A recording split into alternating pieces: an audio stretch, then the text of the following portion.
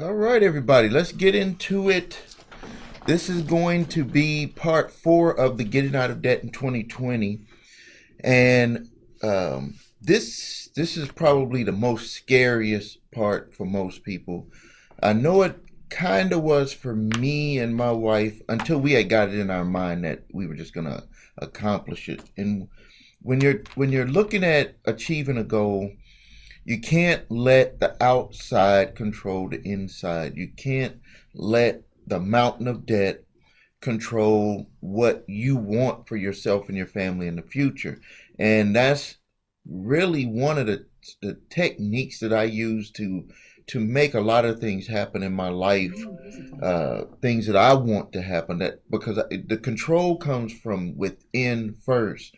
What you see, what you visualize, what you say about yourself materializes. Sometimes it may take a long time. Sometimes it may come immediately. Sometimes it can happen in a short time. So when it comes to getting out of debt and what we're going to go into, this is where you're going to need to use your mind. Take control of your mind, because this is where you're going to be reaching out, where you're going to actually be the one that's initiating all of this stuff. Yeah, we talked about with the deferments and that type of stuff. That was still leaving the debts as they are, without asking either the debt collectors or the original creditors, which that strategy is more for when the creditors, where you're making your payments and then you ask for deferments.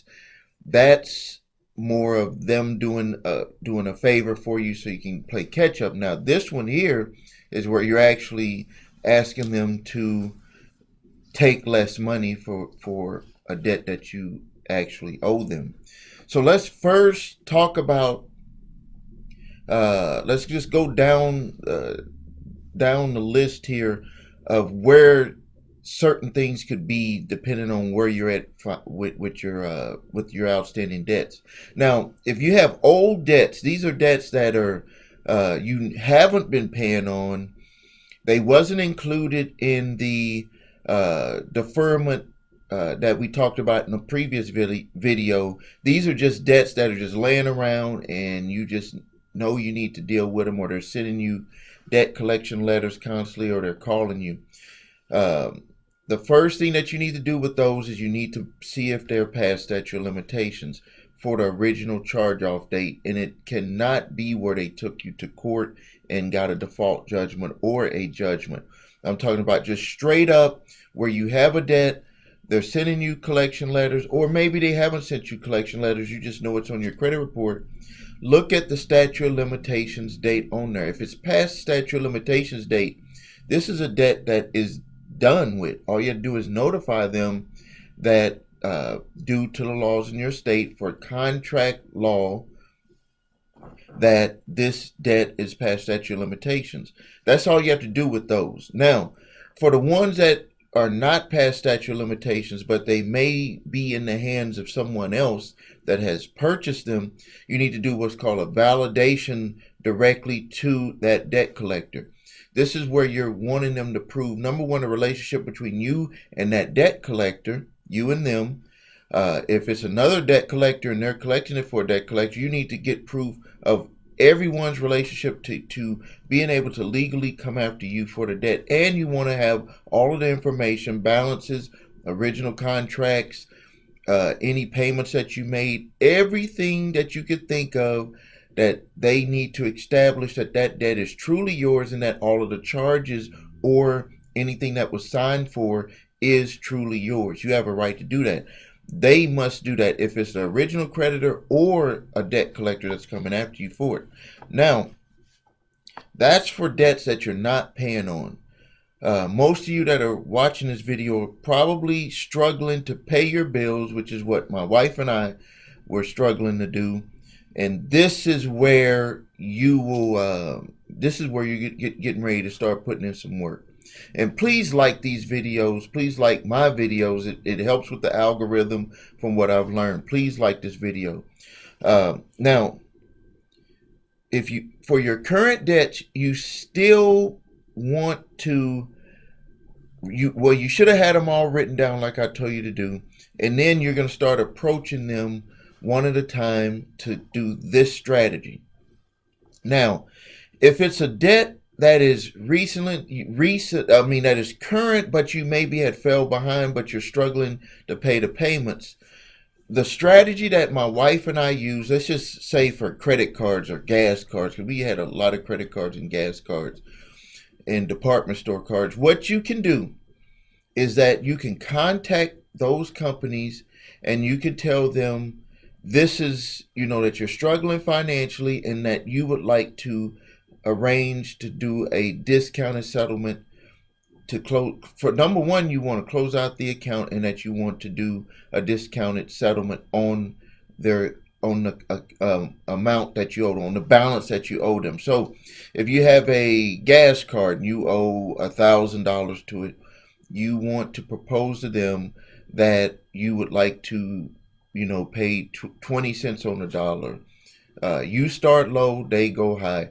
Now, I know that the laws have changed and that a lot of companies are not able to do this simply because of the investors that they have with the companies or the stockholders that they have with the companies. They don't want to be cutting deals with people without showing that the account went into default.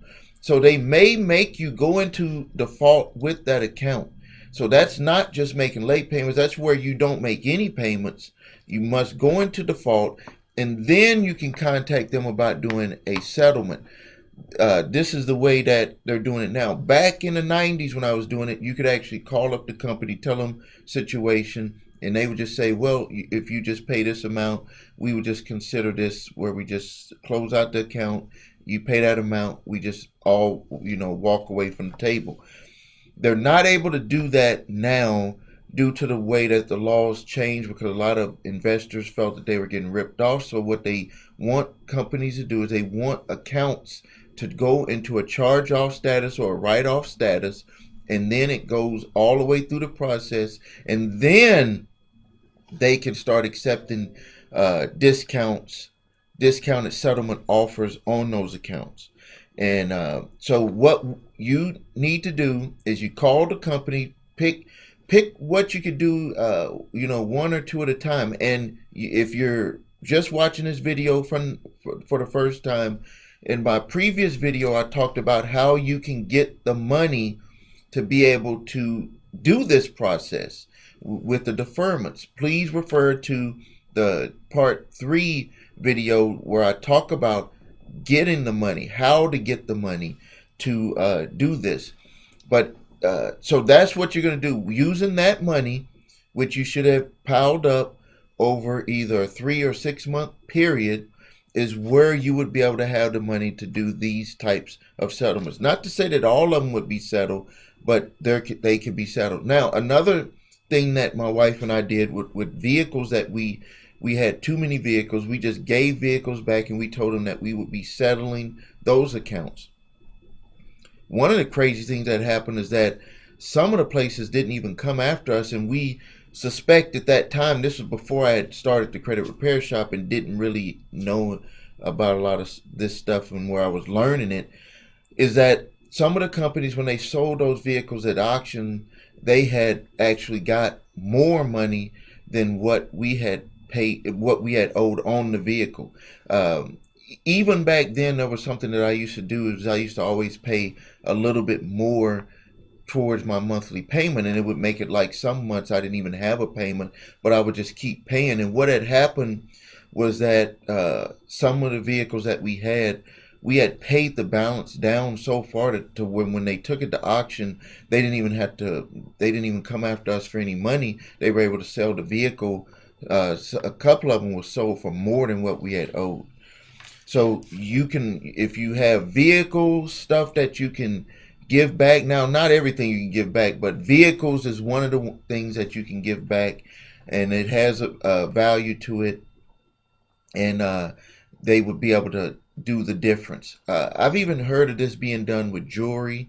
You know that there's a huge markup on jewelry. You can actually sell jewelry, and then you can do negotiations with the companies that has the charge card for what you, or the loan that you had got for the jewelry. They make so much money on them that they're willing to cut deals on those.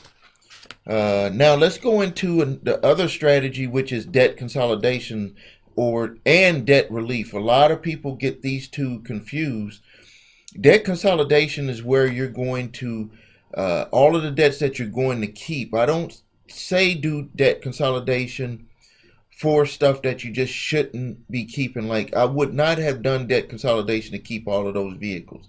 I'm going to give that stuff back. I would not do debt consolidation for a charge card that I owe $1,000 to. I'd rather do a settlement and get that out of the way, because in debt consolidation, yeah, you can get discounts some of the time on the interest rates, but most of the time they're going to want you to pay out that debt in debt consolidation.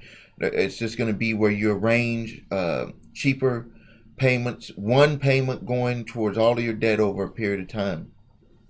And this is not bankruptcy, which we'll get into also. For bankruptcy, Chapter 13 is a way where they get rid of all unsecured debts, and then you can end up paying on your secured debts in a Chapter 13 bankruptcy. So that's what you would do in debt consolidation. When you're doing debt consolidation, be very careful, because there's some rip-off companies with these debt consolidation type places. Make sure that you're getting a loan and then you're paying off all of those debts. That's the only type of debt consolidation you should do. You should never do a debt consolidation where they're claiming that they're going to just take your money and distribute your money to all of your creditors. Don't deal with no type of debt consolidation with that. Now, let's go into debt relief, and please like the video. Please like this video. This is excellent information. Next thing is debt relief. Debt relief is different than debt consolidation. Debt relief is different than Chapter 13 bankruptcy. With debt relief, that's similar to what I just talked about, but it's where a company would actually do this for you. And what they do is they'll put your credit card debt. They can't do this for certain loans. Certain loans they can't do this with, like some student loans. They can do it with private loans, but they can't do it with government type loans. They can't do it with your mortgage. They can't do it with your vehicle, because the vehicle is secured debt. So anything that's unsecured, they can put those debts into a debt relief program. And this is the concept behind it, because they give you an attorney for your area. That attorney will contact all of your companies that you owe money to, and they're going to say that you're in a debt relief program by law. But I've seen it where some companies disregard it. Companies, major credit card companies, some of them have disregarded it, where someone is clicking me here. Hold on one second. Sorry about that. I'll put that on silent. So what they do, the concept behind it is the attorney will contact the companies, at least the ones that I've dealt with, that I refer people to. They will call the companies that you owe, and they will let them know that you're in a debt relief program. Now, some of the major companies that credit card companies, there's a few. I won't mention them here, so the video won't get have any violations on it. I won't mention any companies, but there's a couple of credit card companies, major credit card companies, that will disregard you being in a debt relief program, and they will still do the lawsuit to try to come after you. But about 99.9% of the time, when you go into a debt relief program with an attorney or some type of company behind you, they will not move forward on suing you, because it's technically against the law for them to take you to court or to sue you when you're in some type of negotiation with them, where you're not running from them, you're actually in communication with them. So what these companies do is they contact all of your creditors, let them know that you're in a debt relief program. Instead of paying those creditors, you're paying money into an account, and in that, at some point, they're going to start using that money that you put into escrow, and this is money that they cannot legally take. That money goes into an escrow, and a portion of it is going to go to the attorney or the company that's doing the debt relief for you. And then what they're going to do is they're going to try to get the lowest amount settlements for your accounts. Now, what I tell people to watch out for is that, and this is like, I'm a realist on this because I've went through this, not where a company did. This is where my wife and I did these deals for ourselves. The things that no company can control. I don't care who it is. I don't care if they're an attorney. I don't care who they are. You cannot make a company accept an offer that you want. With one of my other my advertising company, there was a major corporation cell phone company that filed for bankruptcy, and they came to me and they offered me a settlement.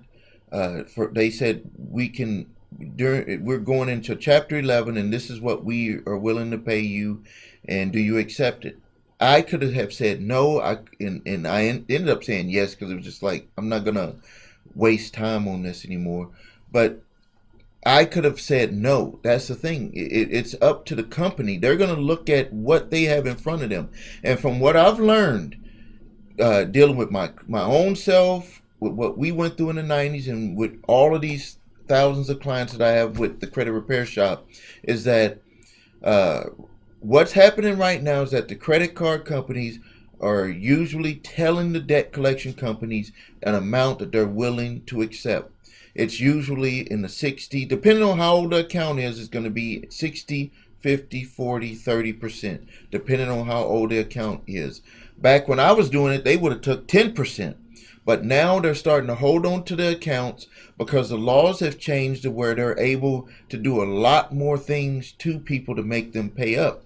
So what they'll do is they'll tell the debt collector or the attorney that is handling their bad accounts an amount that they're willing to take, and they'll just sit on it some of the times. So no matter what these debt relief companies tell you, they cannot make any company accept an offer. What they do is they go back and forth. They put the money in your face. They'll say, hey, you'll have a check within 10 days if you just accept it. Just, it's a lot of negotiation, and that's what you would have to do if you do it for yourself.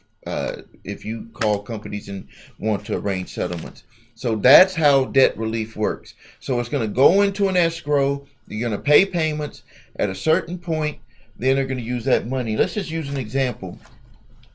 Like with the debt relief companies that that I actually work with, most of them say the minimum payment that you can make is $250, and that's probably going to be based on a $10,000 amount of credit card debt that a person may have. So let's just say if a person is in the program for, let's just say, 24 months, that's $6,000. What they're saying is that out of that $6,000, we'll get paid our money, and then also we're gonna settle that $10,000 worth of credit card debt with a portion of this money. But they cannot guarantee that. And I've seen people that went through some of these programs where they said, well, hey, they just was not able to come to an agreement on that. So now that right there, that's enough. I've given you that information right there. Is exactly how I did it, exactly how I've helped people do it today, over the last year, for all these years, with all of the people that we help with the credit repair shop. So please like my video. Please go to the website, thecreditrepairshop.com, if you need help or assistance with this. Please subscribe to my YouTube channel. I really appreciate it. Please like my videos. Please go back and watch my videos. This is real deal information. We deal with clients in face-to-face, online, on the phone. We deal with clients. This is not just some information that I pulled off of a free report or something. This is real deal information. If you need your credit reports and scores, because that's, if you watch my videos before, that's where everything starts. Go get those credit reports and scores. Please use the website that I have below here. The link is below here. Go to the number 3scores.com. Your3scores.com. All right. Thank you. Please post your comments. Tell me what you're doing to start getting out of debt. Tell me that you're approaching companies to get out of debt. Tell me that you're thinking positive. Tell me that you're visualizing yourself getting out of debt and how you're going to feel and what you're going to do once you're able to accomplish your goals. Thank you for your time. This is Stephen Williams, founder and president of thecreditrepairshop.com.